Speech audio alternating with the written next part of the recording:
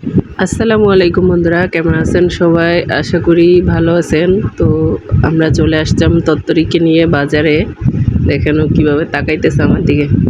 তো হাঁটতে হাঁটতে যাচ্ছি ননদ ভাবি বাজারে।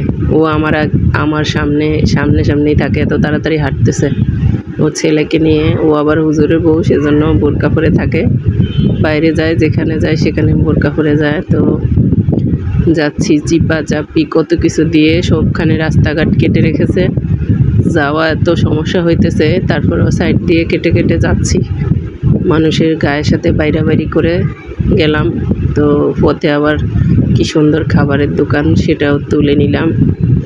তো চিপাচাপি দিয়ে আমরা চলে গেলাম বাজারে। হঠাৎ করে মেহমান চলে আসলো, তো বাসায় কোনো পুরুষ লোক ছিল না, সেজন্য আমি আর তত্তরি গেলাম বাজারে মুরগি কিনতে। তো এখানে সবজিও আছে, পরে সবজি কিনবো, আগে আমরা মুরগি কিনবো। তো মুরগির দোকানে 3টা মুরগি নিলাম।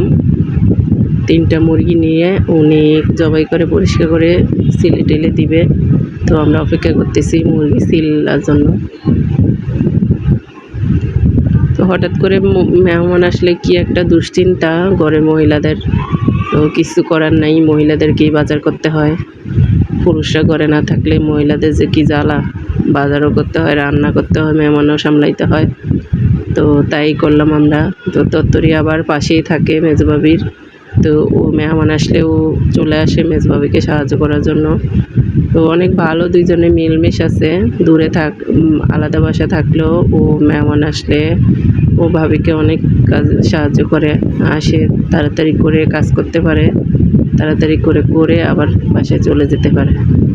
তো আমরা দুইজনে মিলে আজকে মুরগি কিনলাম, এখন এটা সিলতেছে।